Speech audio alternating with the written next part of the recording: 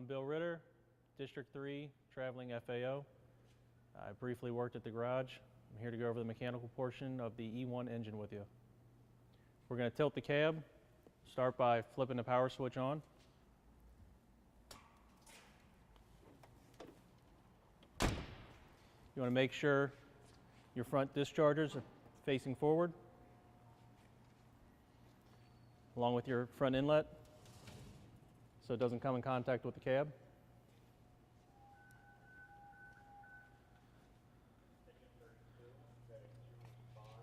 Open the doors so you can get to the cab raise switch.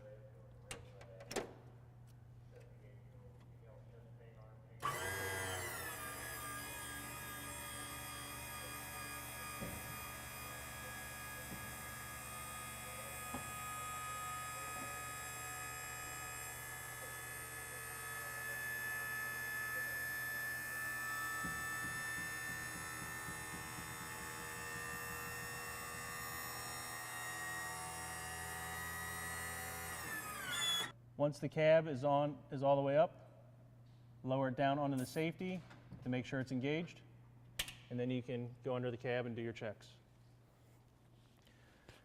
This is one of our older E1s. Some of the things on this E1 may not be the same as some of the other front lines.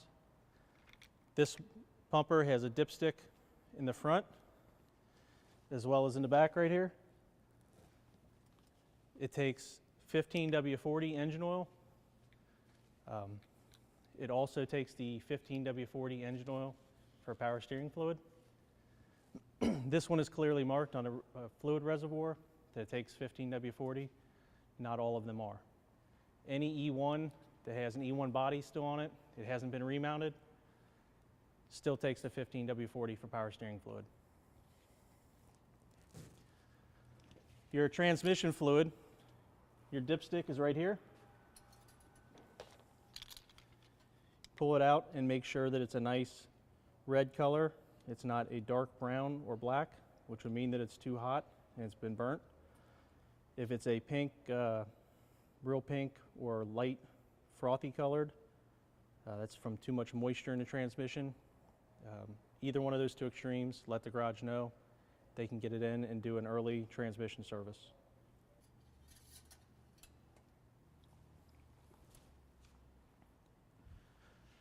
To check the transmission fluid, you can check it from the gear shift selector where it reads out the gear that you're in.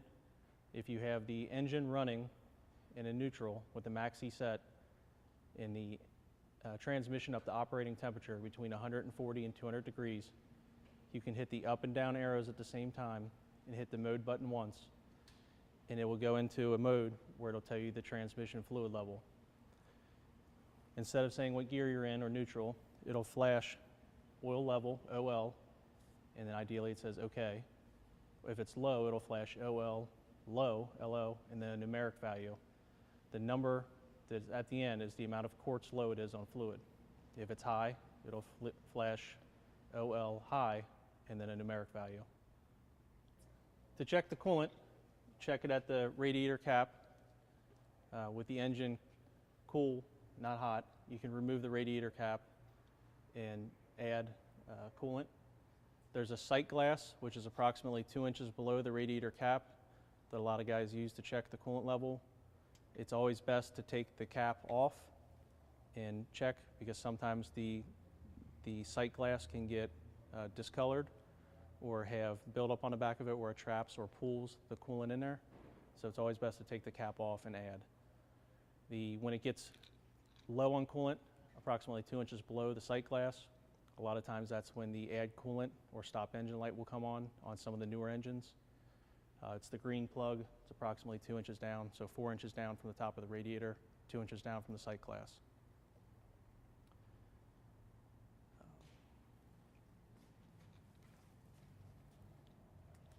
While you're checking your coolant system, you can check the fan blades on some of the new Rosenbauer trucks that we have. They're having problems with the fan blades coming apart, and it has been taking out the radiator. So while you're checking your coolant up there, just check for any kind of cracks or chips in the fan blades. and note them and tell the garage so they can take care of it. You can also check your fan belt. If you put your hand behind the fan belt, it should not come out more than 3/4 of an inch. If it does, it's too loose. You can twist it to check for any kind of cracking or fraying. By fraying it, it would be white threads coming out of the side. This one's in great shape. It's good to go.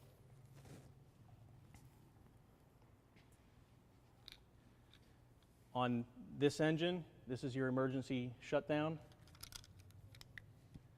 This cast aluminum housing right here, it's a spring-loaded butterfly valve. Then when you flip the red toggle switch cap and flip the switch, the butterfly valve under spring pressure closes down and chokes out the engine. It shuts off the airflow. To reset it, there's an arm on the back side that moves approximately 90 degrees. You can either do it by hand or you can put a socket and ratchet on it and reset it. You'll feel it click and fall into the detent, and it's ready to go for the next time. To check the brakes on a vehicle, you can look through the wheels, shine a flashlight through, and you can see the brake pads. As long as the brake pad is thicker than the backing plate that it's mounted to, which is approximately 1/4 of an inch, it's good. When the brake pads are new, they're approximately 1 inch thick, and they'll wear down to about 1/4 inch when they need to be replaced. An E1 brake system is unique to any other apparatus that we have, where it has a pin on the back side of the brake system. This 1 inch pin right here is set out exactly 3/4 of an inch when the brake pads are new. As the brake pads wear, this pin will go in and be flush with this piece of metal. So when you have the cab tilted, you can glance down and see the thickness of your brake pads by glancing at that pin.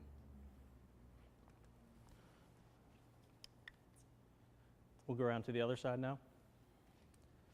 As I mentioned in the beginning, this E1 takes 15W40 engine oil in the power steering reservoir. That's your reservoir. It's clearly marked on this one. It may not be on all of them. You can also check the rest of your fan blades from this side of the apparatus and the other belts. There are 3 belts total on this one.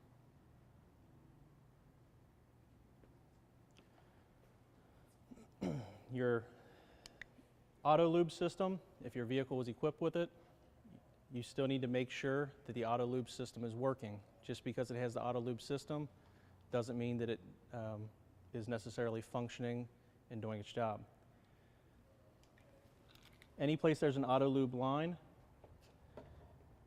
you should be able to see fresh grease being pumped out.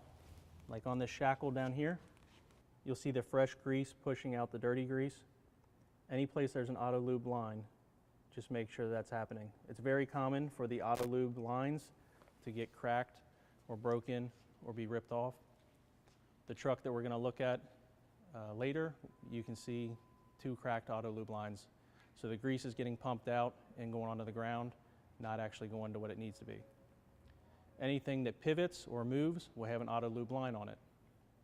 Anything that moves 360 degrees around, like a drive shaft, will still have manual grease fittings that you need to grease.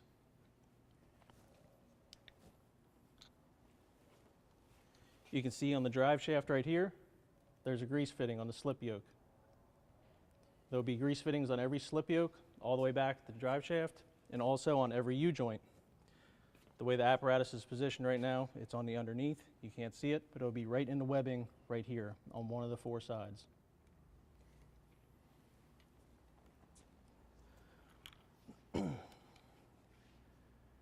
While you have the cab tilted, check your springs. Make sure you don't see any cracks in the leaf springs.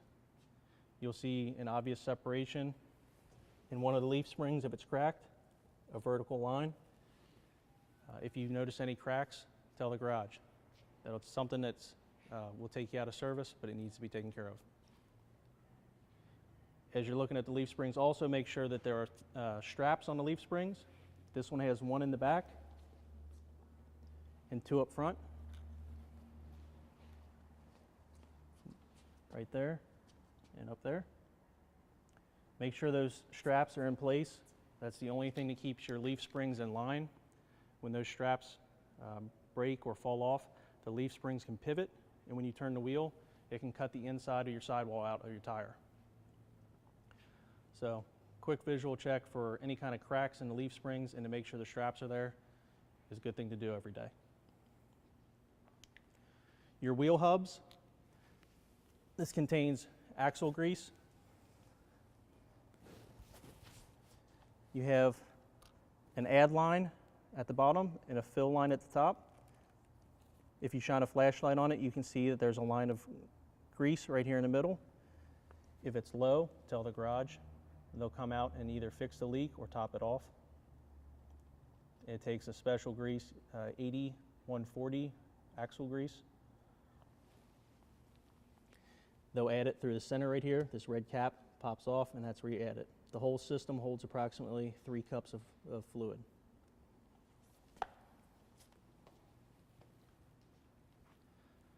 Your tires, you want to check them to make sure that you have adequate tread depth. There are bars on the front tires that show you how far down the tread can go. The fronts, for the steer tires, you can have as little as 4/32 of an inch or 1/8 of an inch according to DOT regulations. This is well above that. On the rear, it's half that at 2/32 of an inch or a 1/16 of an inch of tread. The garage is really good about taking care of this on the PM schedule. It's pretty rare that it gets that low, but if it is, tell them and they'll put some new tires on. The batteries, check the hold downs to make sure they're tight. If they're not, it'll look like this. It'll be loose, possibly falling off. Tighten them down so they don't fall out. Your battery cables, grab them and see if you can twist. These are nice and tight and corrosion free. If you notice any kind of white or green or blue chalky buildup on them, you can clean it with baking soda and water.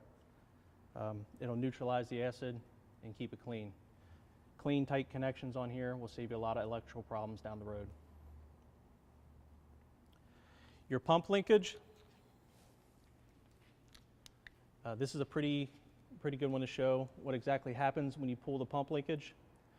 There's a 6-inch sleeve from right here to inside the pump panel, and there's a pivot approximately right here behind this panel, and then another one down at the end. When you pull the linkage, it's just actuating a 90-degree ball valve. If it gets to the point like on the Sutphens where you have to really put your foot up on it and it's hard to pull it out, you can spray WD-40 on the linkage right here where it slides through the sleeve, work it back and forth. And you can also spray it on all the pivot points, the one that's behind here on this E1 and at the end. Work it back and forth until it gets easier, and then you can see what the garage has done. They've taken some chassis grease and smeared it on the pivot point. The WD-40 will pull it down into the joint and help it move even easier and keep it from seizing up again. While we're talking about the Sutphens, they have a different shaped water tank that's prone to cracking. So when you're filling it, instead of pulling the tank fill all the way out, just kind of gate it down. The guys are pulling them all the way out, and it's over-pressurizing the tank, and it's causing them to crack. The garage has just replaced some of the tanks in them so they don't leak anymore. So if you just kind of pull it out just a little bit, it'll keep the tank from ballooning and cracking, and we won't have that problem in the future.